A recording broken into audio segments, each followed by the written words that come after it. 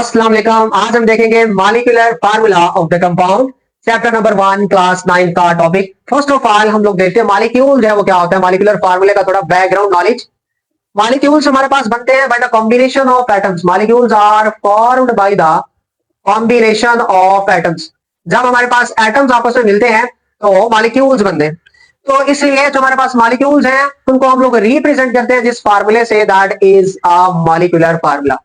So molecules are represented by a molecular formula। अब हम देखते हैं मॉलिक्यूलर फार्मूला जो है वो हमारे पास क्या होता है, इसकी डेफिनेशन क्या है। Actually molecular formula gives the actual number of atoms. Actual का मतलब हकीकी, तो ये हमें हकीकी एटमों की तादाद के बारे में बताएगा। और ये वाले जो एक्चुअल नंबर ऑफ एटम्स होंगे वो किसके होंगे, एलिमेंट्स के। और किसके अंदर प्रेजेंट होंगे, मॉलिक्यूल के अंदर प्रेजेंट होंगे। और मॉलिक्यूल किसका होगा, मॉलिक्यूलर कंपाउंड का।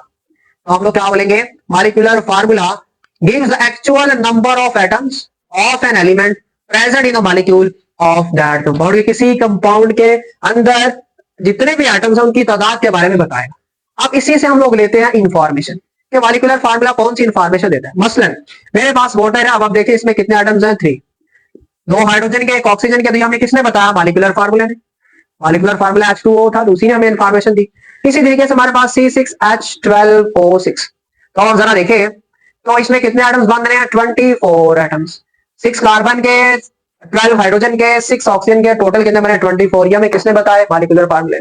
यही तो हमने ऊपर कहा है कि हमें देगा एक्चुअल नंबर ऑफ एटम्स जो किसके अंदर मौजूद होंगे, मॉलिक्यूल्स के अंदर और मॉलिक्यूलर कंपाउंड के अंदर। और अभी हम बात करते हैं मॉलिक्यूलर फार्मूले की। मॉलिक्यूलर फार्मूला जो है जिसे हम लोग रिप्रेजेंट करते हैं m.f से, उसका फार्मूला क्या है। सो मॉलिक्यूलर फार्मूले का जो फार्मूला है वो हमने डिराइव्ड किया है इंपिरिकल फार्मूले से। इंपिरिकल फार्मूले से हमने निकाला है, इसलिए molecular formula is equal to empirical formula. Molecular formula is equal to empirical formula, और साथ में लगाएंगे स्मॉल n नीचे करके। अब एक्चुअली हमारे पास n क्या है, n हमारे पास क्या है, मल्टीपल इंपिरिकल फार्मूले का। और इसकी वैल्यू 1 भी हो सकती है, 2, 3, 4 एंड सो ऑन भी हो सकती है। एक इंपॉर्टेंट बात याद रखें, n की वैल्यू कभी भी आपके पास 0 नहीं होगी, और n की वैल्यू कभी भी आपके पास नेगेटिव में नहीं होगी, और n की वैल्यू कभी भी आपके पास इंफिनिटी नहीं होगी, लामहदूद वैल्यू जो है हमारे पास नहीं होगी। अब यहां अगर आप लोग n की वैल्यू निकालेंगे तो n का फार्मूला ये बनेगा, molecular mass over molecular mass over हमारे पास क्या आएगा, इंपिरिकल फार्मूला मास। इंपिरिकल फार्मूला मास, अभी हम इस फार्मूले को डिटेल के साथ देखेंगे, ये इसका मतलब क्या है। इससे पहले मॉलिक्यूलर फार्मूले की एग्जांपल्स हम लोग देखते हैं। अब जरा देखें तो हमारे पास मॉलिक्यूलर फार्मूला ग्लूकोज का C6H12O6 है, तो इसका इंपिरिकल फार्मूला क्या निकलेगा, 6 कॉमन है, बाकी क्या बता CH2O। तो जो CH2O है ये हमारा क्या है, इंपिरिकल फार्मूला जो हमने कॉमन लिया है, that is the value of n। ये हमारे पास किसकी वैल्यू है, n की वैल्यू है। तो आप जरा देखिए ये हमारा क्या हुआ, मॉलिक्यूलर फार्मूला किसके बराबर है, n, और इनटू हमारे पास क्या है, इंपिरिकल फार्मूला। चाहे n आप लोग यहां राइट कर ले, चाहे स्टार्ट में राइट कर ले, कोई मसला नहीं। तो आप जरा देखिए n एक्चुअली क्या है, 6 है, और इंपिरिकल फार्मूला क्या है, CH2O। इसका मतलब ये हुआ अगर हमें इंपिरिकल फार्मूला दिया हुआ है और हमें n की वैल्यू भी दी हुई है तो हम मॉलिक्यूलर फार्मूला जो है वो इजीली निकाल पाएंगे। अभी हम देखते हैं एक और एग्जांपल, जैसे हमारे पास बेंजीन है C6H6। नाम क्या है, बेंजीन। ये इसका क्या हुआ, मॉलिक्यूलर फार्मूला। अब देखिए इसमें कॉमन क्या चीज आ रही है, 6, तो बाकी क्या बचा, CH। अब 6 जो है वो हमारे पास क्या, n की वैल्यू, और ये जो हमारे पास that is the empirical formula.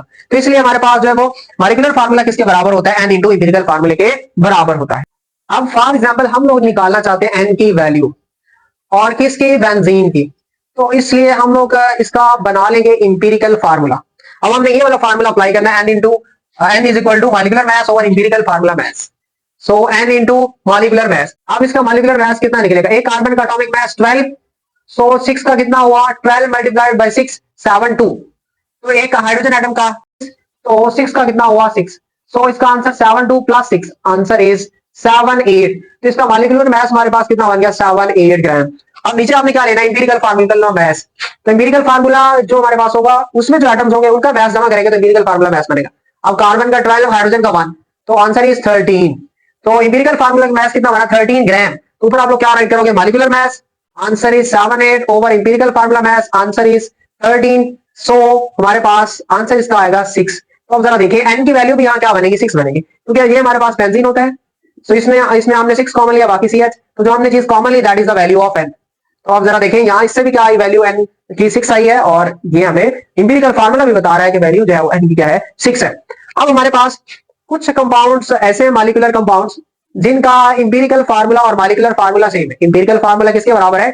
Molecular formula के बराबर। अब आपने एक सिंपल सा ट्रिक याद रखना है, वो वाले सारे कंपाउंड्स जिनमें हम लोग कोई चीज कॉमन नहीं ले सकते, जैसे वाटर है, कार्बन डाइऑक्साइड है, और हमारे पास HCl है, इसमें देखें कोई भी चीज हम लोग कॉमन नहीं ले सकते, वन कॉमन लेंगे तो कोई फर्क नहीं पड़ेगा, इसका इंपीरिकल फार्मूला भी वही होगा और मॉलिक्यूलर फार्मूला भी वही होगा। और कुछ कंपाउंड्स ऐसे हैं जिनका इंपीरिकल फार्मूला अलग होता है किससे? मॉलिक्यूलर फार्मूले से। इंपीरिकल फार्मूला कुछ और होता है, मॉलिक्यूलर फार्मूला कुछ और होता है। जैसे अभी हमने बेंजीन की बात की है, तो जरा देखें इसमें इंपीरिकल फार्मूला क्या है? CH, और जो मॉलिक्यूलर फार्मूला है C6H6, वो मल्टीपल है किसका? इंपीरिकल फार्मूला का, और मल्टीपल हमने कितना किया? 6। इसलिए इंपीरिकल फार्मूला हमारा मॉलिक्यूलर फार्मूला भी हो सकता है, उसके बराबर भी हो सकता है, बट नहीं हो सकता। कुछ केसेस में मॉलिक्यूलर फार्मूला हमारा जो है वो इंपीरिकल फार्मूले के मल्टीपल के बराबर होता है। और कुछ कंपाउंड्स हमारे पास ऐसे हैं जिनका इंपीरिकल और मॉलिक्यूलर फार्मूला जो है वो सेम होता है, जो भी हमने ये सारे डिस्कस किए, वाटर, कार्बन डाइऑक्साइड, HCl, ये सारे के सारे ऐसे हैं जिनका हमारे पास इंपीरिकल फार्मूला भी और मॉलिक्यूलर फार्मूला जो है ये दोनों क्या होते हैं? इक्वल होते हैं, बराबर होते हैं। So this is all about what the molecular formula, और इसके नेक्स्ट लेक्चर में हम लोग देखेंगे molecular mass and formula mass. So stay connected with your खूबसूरत सा चैनल इन द